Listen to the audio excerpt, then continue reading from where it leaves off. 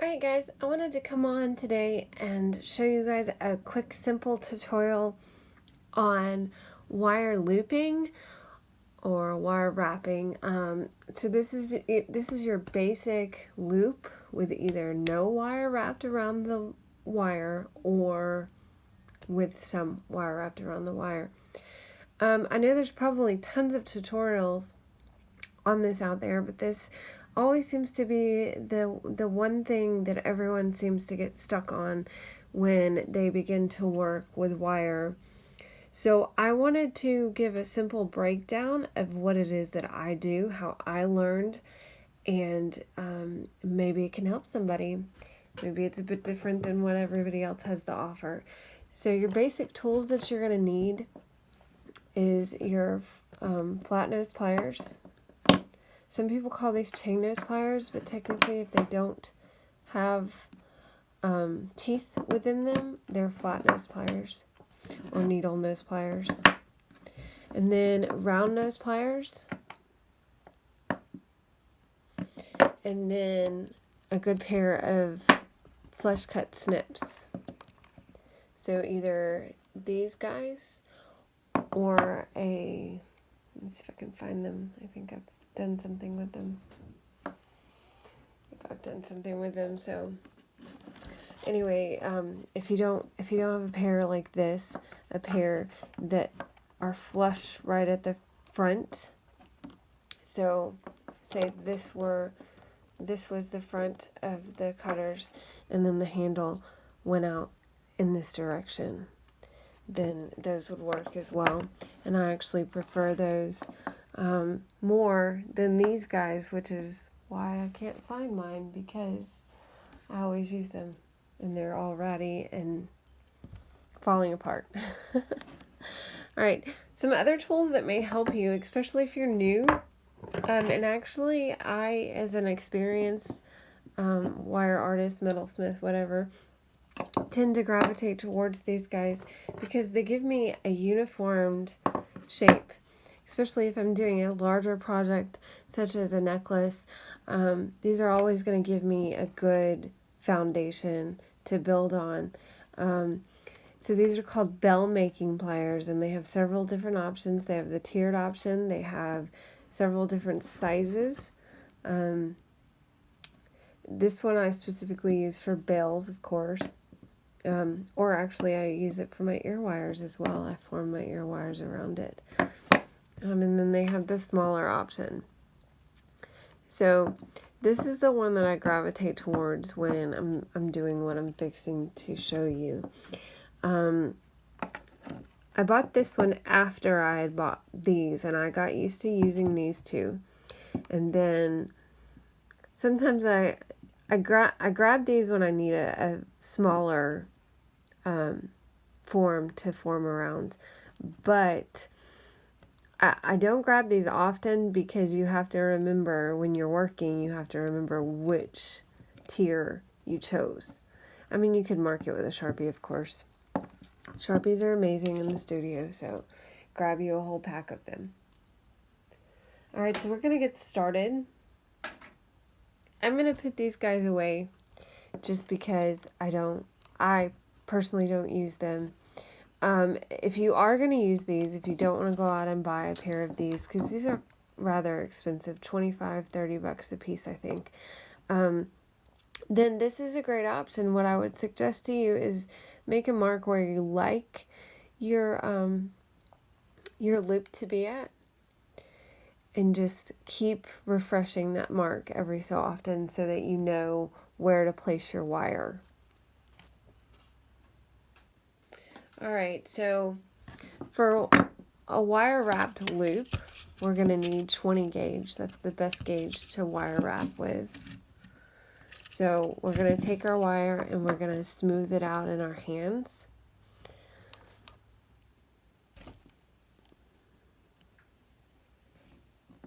So we're just warming it up and getting out any kinks that may be in it. Okay, so then to begin the wire, I always leave the wire on the spool. I just set the spool off to the side, leaving the wire on the spool. Now you're always, no matter what type of loop you're doing, you're always going to bend in a 90-degree angle. So I need about 1 inch of wire, 1.5 inches, depending on how much coiling you want to do once you've made your loop. So I'm going to bend at a 90-degree angle, like so. I'm going to take my round nose pliers, bell making pliers, whatever. I'm going to place them on the side that I want the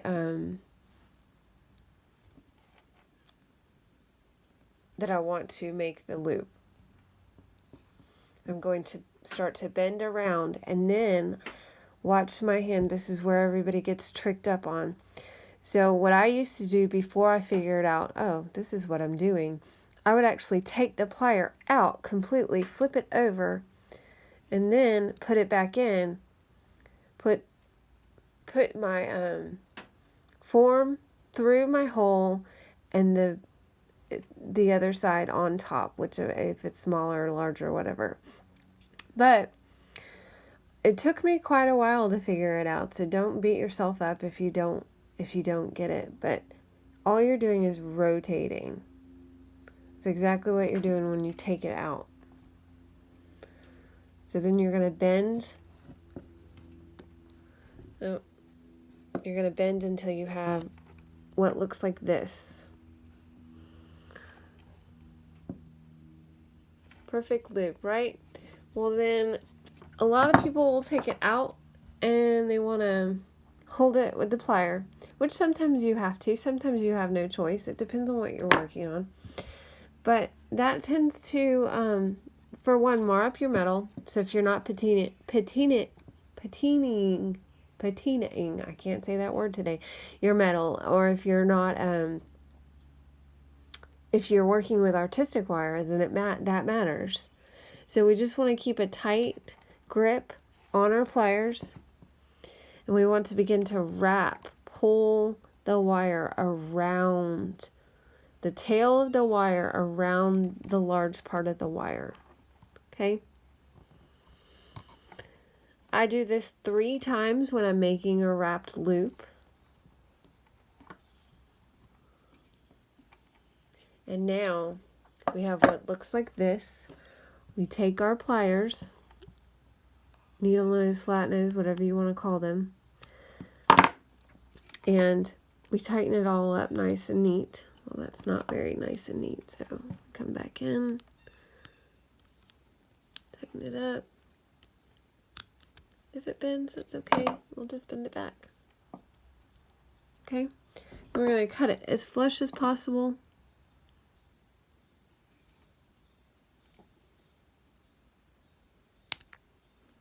Like so. And then we're going to take our pliers again, flat nose pliers, and we're going to do what I call tucking the tail. Alright, so here we have our first loop, and that tail's not tucked tight. So when we tuck a tail, we want to hold it with our pliers, and we want to twist our hands around. Alright, so now we're going to pull out any kinks that we put in the wire. Now I know from experience that I'm going to need, depending on the size of your bead, I'm going to use this size. I'm using a bright color so y'all can see it. I know that I'm going to need at least 1 inch to 1.5 inches of wire. So I've gotten really good about cutting the wire to the appropriate size so that I'm not wasting my wire. Every once in a while I get it wrong if I'm in a rush or whatever. So I'm going to move this out of the way. Don't need this anymore today. Alright. Hold this up here where you guys can see it. I'm going to look to see where my tail's not tucked again. Alright, I'm going to look to see where my tail is, and if you notice here, I've got kind of a bit of a bowing in my loop. So all I do with that is I come down and squeeze with my pliers. Alright, so I'm going to take take my bead on, put it on, like so. Now, what you need to remember when you are wire wrapping the loop like this, is you're always going to bend, leaving yourself space at the top of that bead so that you have room for the wrap. And you can just eyeball that and see how much you think you're going to need. 90-degree bend again, and we're making sure that that bend is in the same direction as our loop at the bottom. All right. Put our pliers on, our bell making round nose pliers. Bend around, twist with our hand. Bend it all the way around until you have what looks like this. Let me see if I can show you. What looks like that. All right. Now we're going to take it. This is the tricky part because you have a bead in the way. All right. See if I can get in the frame for you guys. See if I can get in focus.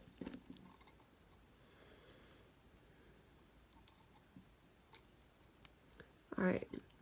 This is when a lot of people would grab a different pair of pliers and hold it with those instead of the round nose. And this is a lot easier to do when you're not trying to do it around a camera. So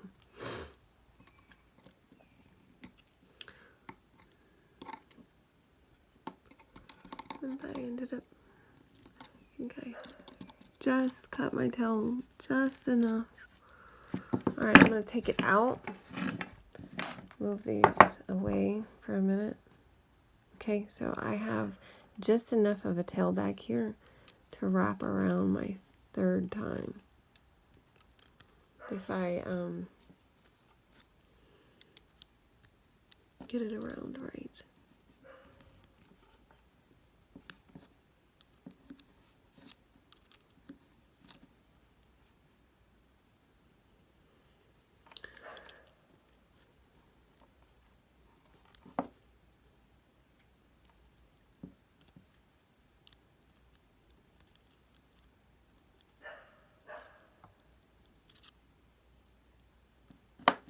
All right, so that is our simple wrapped loop right there. And once you learn the basics of this guy, the possibilities are endless, because at this point you could teach yourself how to do the herringbone, lots of other different wire weaves. I'm going to show you something I like to do with my loops in just a second, something simple that everyone can do. Now we're going to make a basic loop, which is no wire wrapping, which is very easy. And I'm going to use an 18 gauge copper wire for that.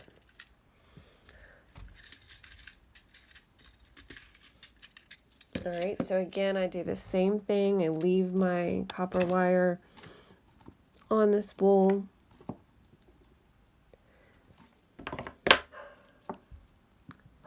I snip. Now, this is my one exception to my rule that I just told you. And I know I just told you, and you're like, but you said to always do that. Here's my one exception. When you're making a simple loop and you're starting off of your wire, you can take your round nose pliers and you can bend here at this point, this way, like so. But see, I have it looks like a 9. So here is where I'm gonna come in, and I'm just gonna slightly add that bend in there. And then I'm gonna tighten it up really nice. Okay, now I'm going to snip off how much I feel like I need for my bead, my loop. Depending on the size of your loops and the size of your beads is how much you're going to need. So you're just going to experience. Experience is what's going to tell you that answer.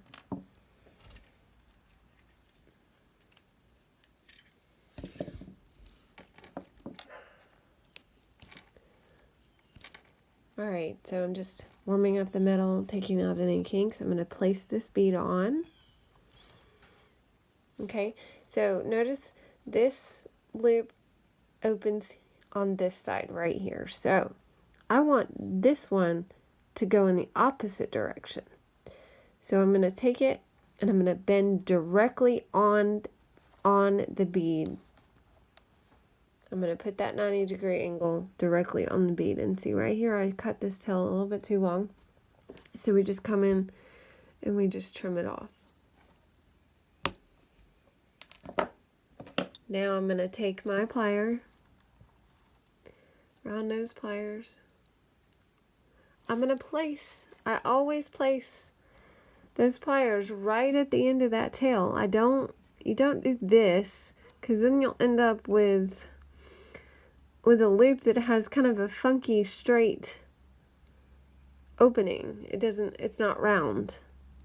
So I always place that right at the tip, and then I twist it around using my hand. I'm completely rotating my hand here.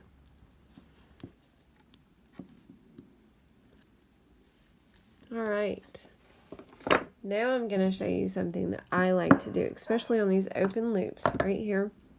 I like to come in here and hold it on the side of my bench block, take my hammer, and I like to strengthen that loop.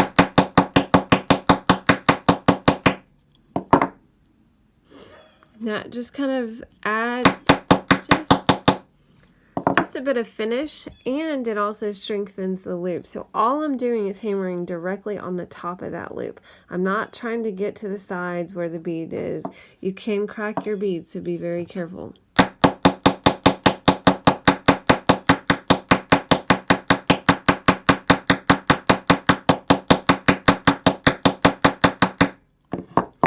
Alright, so there's that.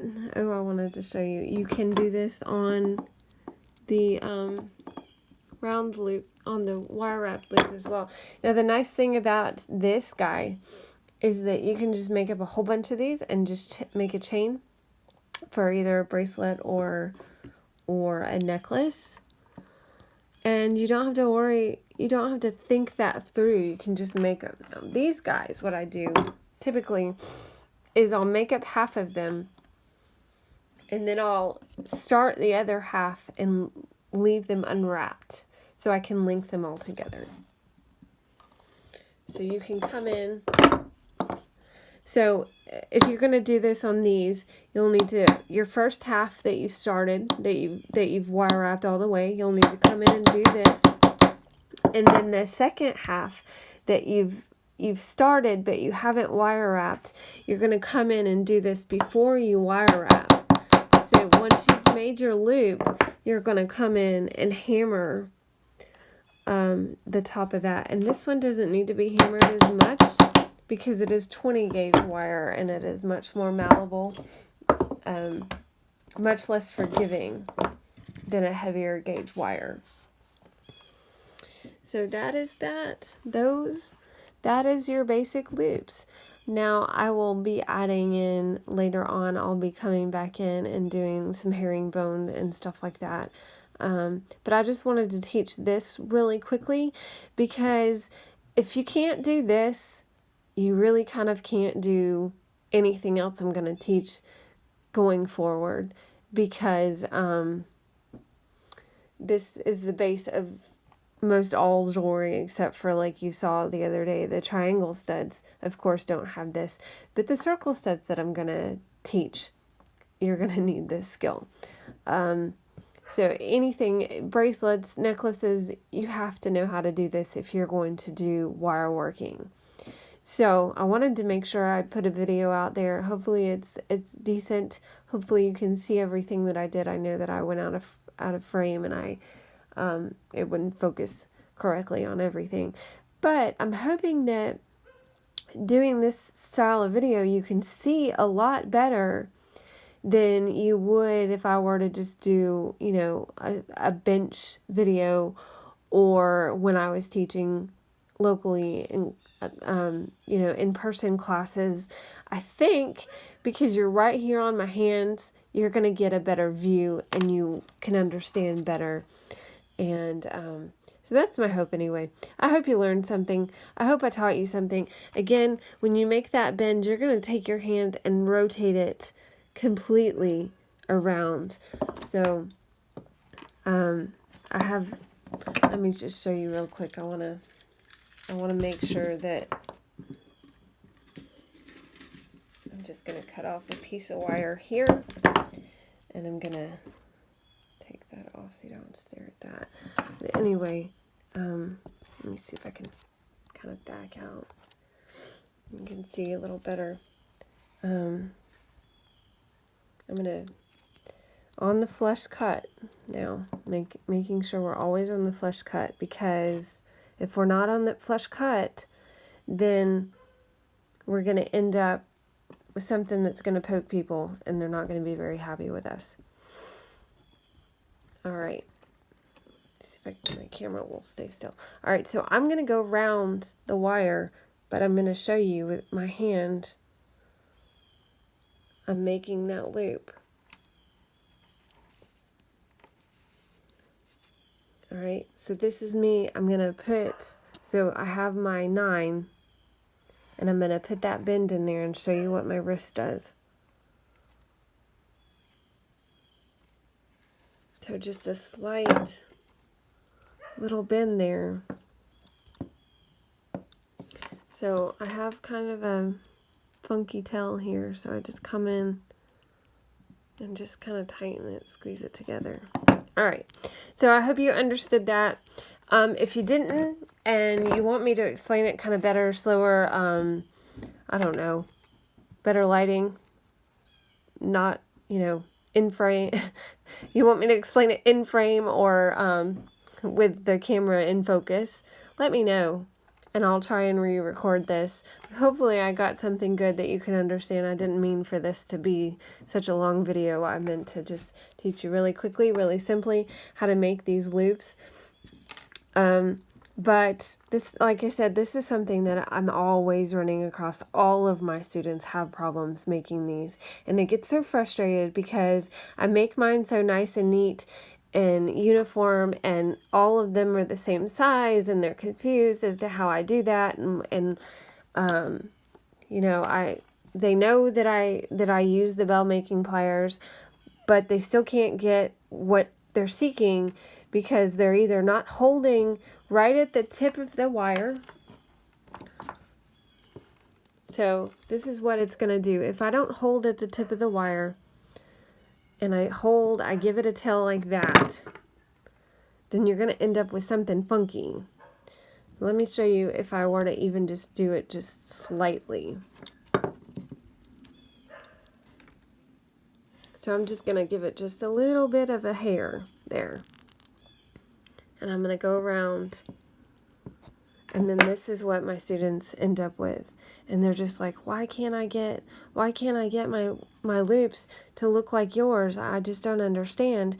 So I think by doing this video, not only benefits the entire population, whoever chooses to watch this, but it's also going to benefit my in-person students to understand better, to see better, because I mean, I can only get so many students right up on my hands to show them what I'm doing. So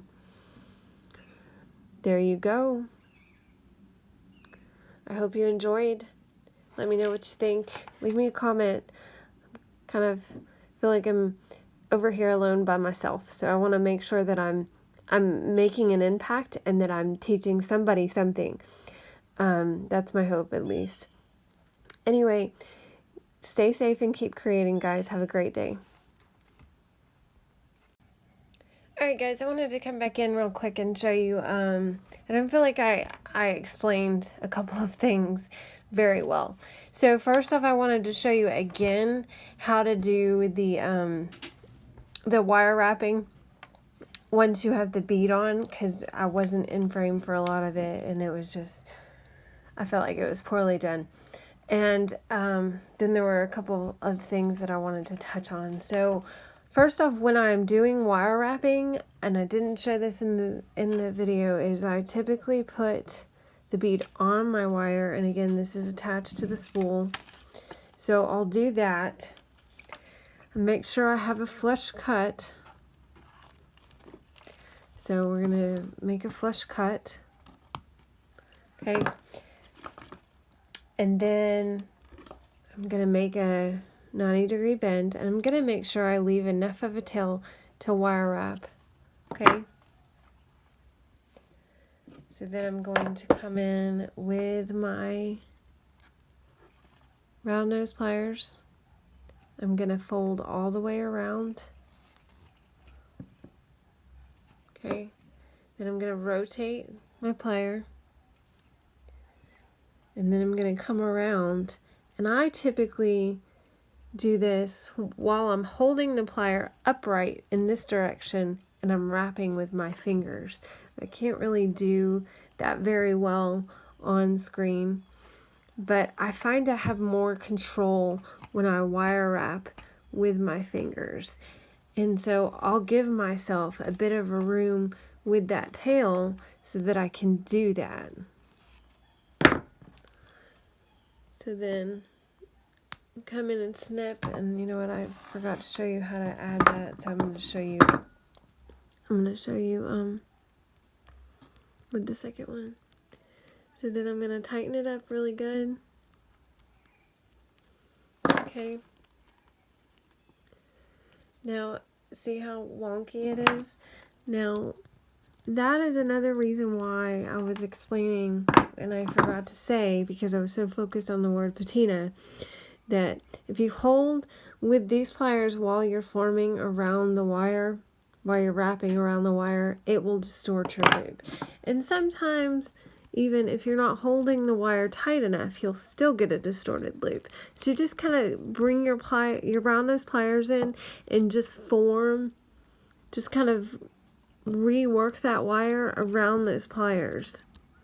So all I'm doing is I'm squeezing really tight and I'm twisting around with my hand to kind of manipulate that loop so that I have a better round loop. And then I'll come in again and squeeze with my plier, get a nice flat loop. Okay, sorry guys. Come in and hammer that. Again, you don't have to do this part, especially if you're wire wrapping. I typically do this part when I'm doing an open loop. But sometimes, especially if I'm working with a really high quality gemstone and I want to just, you know, snazz it up a bit, dress it up, make it more finished and polished, then I'll do that. So then because I've dropped the bead on, then I've got my bead to kind of give me an eyeball of how much tail I need. So I come in here at this point and I give myself that room, like I said before, and I do that 90-degree bend. So I gave myself that room, gave myself that 90-degree bend, and I line the wire up with the loop, with the other loop. Alright, so at this point I'm going to snip off. And I'm going to give myself a long enough tail, because that's why I had trouble before, because I didn't give myself a long enough tail and I didn't have anything to hold on to. That's why you saw me fighting with that. So at this point, I'm going to come in here with the round nose plier and I'm going to form. So I'm holding it like so. I'm going to form around my plier. I'm going to rotate my plier like I showed you before. I'm going to fold the rest of the way to make a nice loop, okay? And then at this point, this is what I was speaking of and I wanted to show you because I don't think I explained it very well. At this point, I'm going to come in and I'm going to hammer that loop flat. This is only if I've decided to hammer my loops. Alright, so then I'm going to open this loop up just a tad. And I'm going to drop a wire wrapped bead on. So I'm going to take this one that I just did, drop it on. Okay, so So now I have this. Now right here is where you have no other option but to hold with your flat nose needle nose pliers. So at this point, I will take my hand again. I just feel like I have more control when I'm using my hand. You can use your tool like I showed you because that's what most people are going to teach and that's how most people are going to do it. But I feel like I have more control. I have been told by students, though, they don't understand how I can hold something so tightly with my hand. So if you need to, grab another pair of needle nose, flat nose pliers and finish wrapping, okay, until you have a tight wrap. Okay, then we're going to take and we're going to snip once again, flush against the coil. Make sure I show you this really well because you have a bead in your way now. So this gets a bit complicated, a bit tricky. Okay, we're going to move that wire out of the way and we're going to take a pair of pliers and we're going to tuck our tail. And there you have it. Now what you'll want to do is you'll just want to straighten everything up so that everything falls correctly. So that is how to chain. That is also how to hammer an open loop before you do your wire wrapping. And again, that is just what holding. Now I held really well. I held really tight, so I didn't have too much distortion. Sorry for the neighbors, guys. They like to run through here and rev their cars. I don't have too much distortion, but holding with your pliers instead of your bell making or round nose pliers through the loop just provides distortion, and it also mars up your metal. So that's something to keep in mind. If you're using a patina, if you're going to do some sort of any type of patina, whether it's liver of sulfur or whatever, then marring metal doesn't necessarily matter because it's going to add to the rustic charm of the patina. So I just wanted to show you that, guys. Sorry to add to the video, make it even longer, but I really wanted to get a good video out there to show everyone that it is possible. It's not doable. That everyone can do this. It just takes practice and time and just patience. Because like I said, this is the hardest thing for my students to learn out of everything that I teach. Even my advanced students, when they come in first, this is what they get hung up on. This is what's hard.